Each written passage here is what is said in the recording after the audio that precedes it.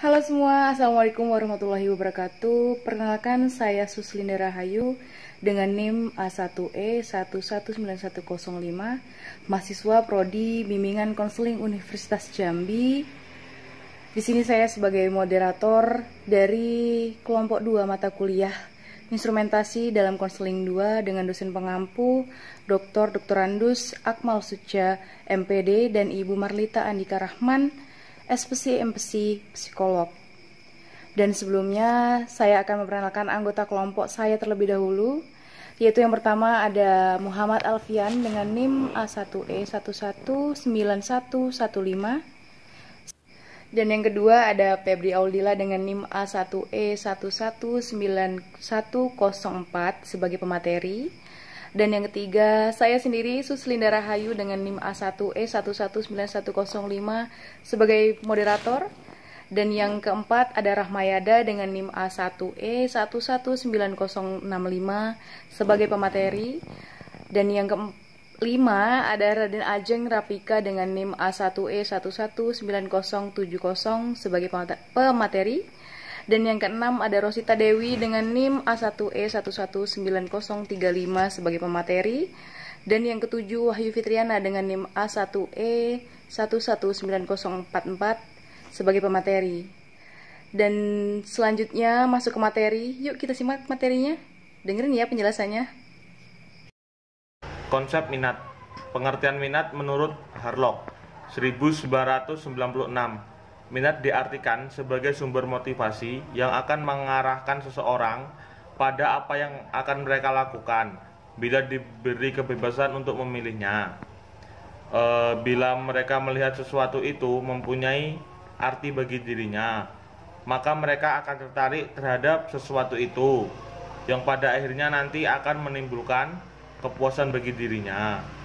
Secara umum, minat adalah dorongan atau keinginan dalam diri seseorang pada objek tertentu. Aspek-aspek minat. Aspeknya yang pertama, aspek kognitif, yang kedua, aspek afektif, dan yang ketiga, aspek psikomotorik. Faktor timbulnya minat. Yang pertama, faktor internal menurut Crow and Crow tahun 1982, yaitu faktor dorongan dari dalam, faktor motivasi sosial, dan faktor emosional. Yang kedua yaitu faktor eksternal menurut Crow and Crow tahun 1982, yaitu ada faktor sosial budaya dan lingkungan. Kriteria minat. Menurut Nur Salam tahun 2003, minat seorang dikriteriakan yaitu sebagai minat rendah, sedang, dan tinggi.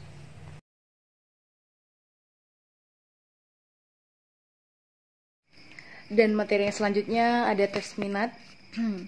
Tes minat di sini adalah pengukuran yang dirancang untuk mengetahui dan menganalisis minat dan kecenderungan seseorang terhadap sesuatu yang ingin dirasakannya dan ia rasa menarik.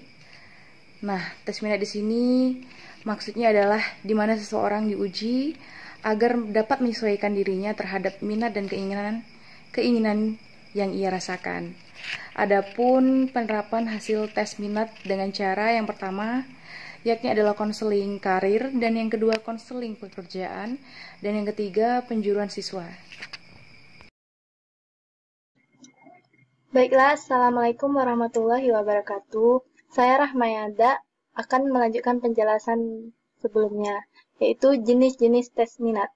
Pertama, Rothwell-Miller Interest Bank, atau disingkat dengan RMIB. Tes pertama kali disusun oleh Rothwell pada tahun 1947 dengan 9 kategori jenis pekerjaan.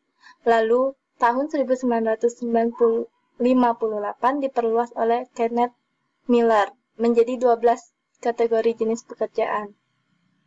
Tes ini memiliki tujuan untuk mengukur minat seseorang terhadap suatu pekerjaan. Tes ini berbentuk seperti blank atau formulir yang dimana antara laki-laki dan perempuan berbeda isinya. Tes ini menginstruksikan responden untuk memberikan peringkat kepada setiap pekerjaan yang ada di dalam tes, dimulai dari peringkat pertama yakni pekerjaan yang paling disukai sampai peringkat terakhir yakni pekerjaan yang paling tidak disukai. Contohnya ada seperti dalam tabel. Baiklah, wassalamualaikum warahmatullahi wabarakatuh. 2. Strong Invest Inventory (SII). Pertama kali diterbitkan tahun 1927 dengan nama Strong Vocational Interest Bank. Lalu dirumuskan oleh I.K. Strong Jr. menjadi Strong Invest Inventory. Tes ini memiliki 317 butir soal yang dikelompokkan menjadi 8 bagian. Tes ini bisa diskor melalui komputer, namun pada pusat-pusat scoring yang ditunjukkan oleh penerbit. Terdapat 3 skor di dalam, yakni tingkat paling luas dan komprehensif, tingkat subdivisi, dan tingkat spesifik. Yang ketiga, Self-Direction Search (SDS). Instrumen ini dikembangkan oleh J.L. Holland sebagai instrumen konseling yang bisa dilaksanakan sendiri, diskor sendiri, dan diinterpretasikan sendiri. Individu mengisi buklet penaksiran diri, men-skor respon, dan menghitung skor rangkuman yang berhubungan dengan tema model Holland, yakni realistis, investigatif, artistik, sosial, bersifat wirausaha, dan konvensional. Baiklah, tes minat yang keempat yaitu Jackson Vocational Interest Survey atau JVIS. JVIS memulai pengembangan pada tahun 1969 dan diterbitkan pada tahun 1977 oleh Douglas and Jackson. Dalam pengembangannya, JVIS ini merumuskan dimensi-dimensi yang harus diukur, yakni dipilih berdasarkan penelitian yang dipublikasikan tentang psikologi kerja dan analisis faktor serta klarifikasi rasional atas butir soal minat pekerjaan. JVIS ini dalam pendekatannya memiliki perbedaan dengan Inventory Strong, di mana JVIS ini lebih menggunakan area minat yang luas dalam pengembangan butir soal dan sistem penentuan skor, sedangkan Inventory Strong lebih memusatkan diri pada pekerjaan yang spesifik. JVIS ini juga memuat 34 skala minat dasar yang mencakup 26 peran kerja dan 8 gaya kerja. Peran kerja ini berhubungan dengan apa yang dilakukan individu di dalam sebuah pekerjaan, sedangkan gaya kerja ini lebih berhubungan kepada frekuensi untuk lingkungan kerja atau perilaku tertentu yang diharapkan seperti sikap kemandirian. Di dalam JVIS ini juga memuat 289 pasang pertanyaan. Karena JVIS ini juga menggunakan format forced choice ipsative, artinya individu diharuskan memilih di antara dua pilihan yang tersedia. Lalu, JVIS ini juga dirancang agar dapat diterapkan pada kedua jenis kelamin, walaupun tetap tersedia norma-norma terpisah antara laki-laki dan perempuan. Menjelaskan jenis-jenis tes minat yang kelima dan keenam. Saya terlebih dahulu akan menjelaskan yang kelima, yaitu Career Assessment Inventory atau CAI. Pertama kali dikeluarkan pada tahun 1975 oleh Charles B. Johnson. CAI memiliki dua versi, yakni The Vocational Version atau VV dan The Incentive Version atau EV. CAI dirancang khusus untuk para pencari karir yang tidak memerlukan pendidikan universitas selama 4 tahun atau pelatihan profesional lebih jauh. CAI ini hanya berfokus pada pekerjaan yang melibatkan keterampilan, pekerjaan teknis, dan pekerjaan jasa.